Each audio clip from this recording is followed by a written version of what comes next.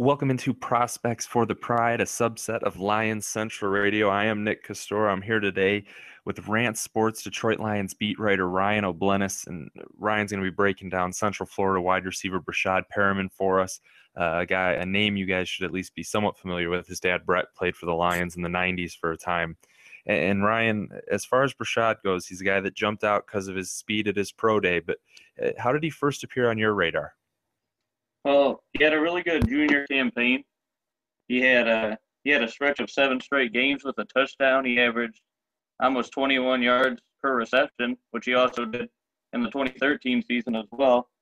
You know, he's a tremendous athlete. He put up some pretty eye-popping numbers at his pro day, a 4.2440. It's just impressive. Yeah, he's a guy that actually didn't work out at the combine, and that pro day really blew people away, those that probably hadn't seen his work at a smaller college like Central Florida. And to have that kind of speed at the pro day, it turns heads. It's one of his bigger strengths, obviously. But what are some of the biggest strengths that Perriman brings to the table? He has quite a few. I mean, we talked about his NFL pedigree with his father, Brett, who played 6 seasons for the Lions in the 90s. Of course, the speed matched with his size of 6'2". I mean, that's a combination that every NFL team covets.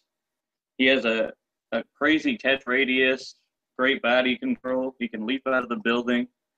Just a tremendous athlete. And when looking at some of the film on him, the game tape, he looks a little raw. He doesn't look like a prospect that's a finished product by any stretch.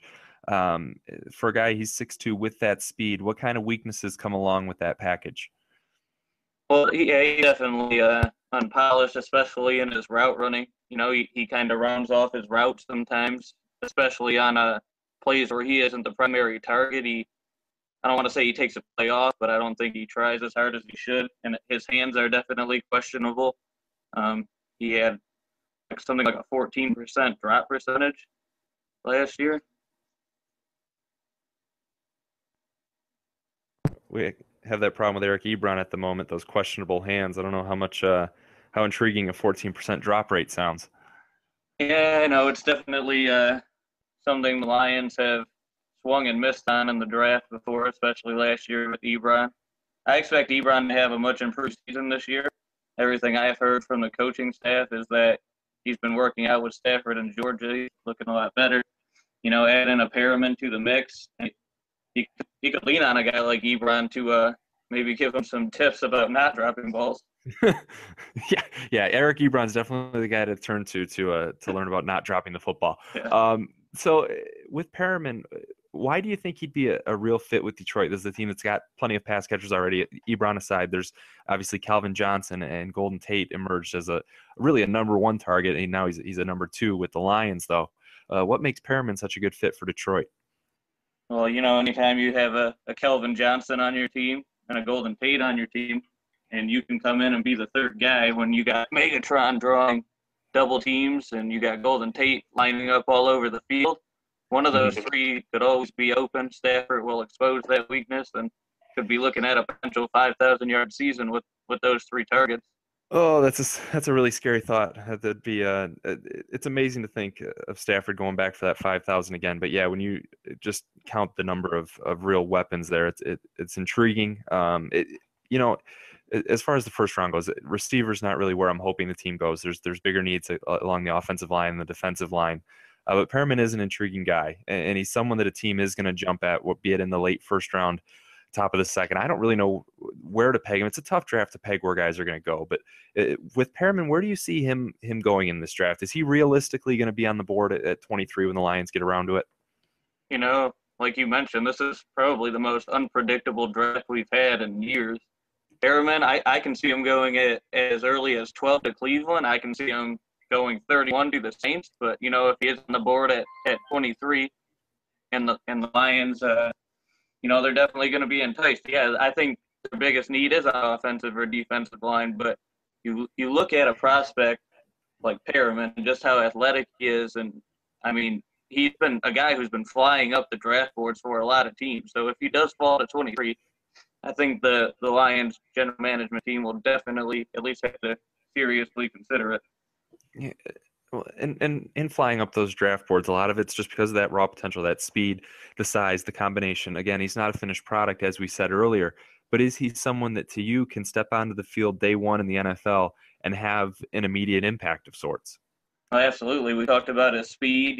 He's a guy who accelerates off the line. He'll make cornerbacks turn and run with him, and there aren't too many that are going to be able to keep up with him. We talked about how Kelvin's always going to be demanding a double team, and Golden Tate, the numbers he put up this past year, teams are definitely going to have to give him more attention. So you have Perriman in that slot role, or even put him on the outside with Tate in the slot, and one of those guys will be single covered, and it'll just be pitch and catch. Yeah, and well, you mentioned the names Johnson and Tate, but you didn't mention a lot of the ones behind him, and neither did I, for good reason. There's just not a lot of other talent on the depth chart at the wide receiver position. There's names, but there's not a ton of talent. When you look at Perriman and where he fits on the depth chart, does someone else need to go to make room for him? Do you think he already slots in nicely as the number 3 receiver right off the get? Yeah, I do. I mean, currently there is 8 receivers on the roster. Obviously, not all 8 are going to be on the final roster come August. A guy like Ryan Broyles has a lot to show to prove that he should be part of the team. He hasn't been able to stay healthy. Corey Fuller didn't show us a whole lot last year. Jeremy Ross is a guy who I liked what I saw from him last year, but he hasn't really proven to be a reliable target yet either. He's makes more of an impact in the return game. So I definitely think that if Perriman was drafted in the first round by the Lions, he can come in and take over that 3rd spot. Yeah, we'll definitely be keeping an eye on Breshad Perriman wherever he does end up. But Ryan, for people that want to take a look at you on Twitter and follow you and see what's going on with your stuff on Rant Sports, what is your Twitter handle? It's at Ryan Obleness. It's RyanObleness. And I would definitely encourage everyone to check out Ryan's work on Rant Sports. He's got a couple of really recent articles leading up to the draft, some thoughts on the draft and where the Lions might go there. Again, check him out on Twitter. Check out the show on Twitter as well at Lions Central PFC. And Ryan, hopefully we'll have a chance to have you on the podcast soon. Definitely thank you for coming on. Thank you. Yeah, thanks for having me. All right, this has been Prospects for the Pride, Central Florida wide receiver, Breshad Perriman.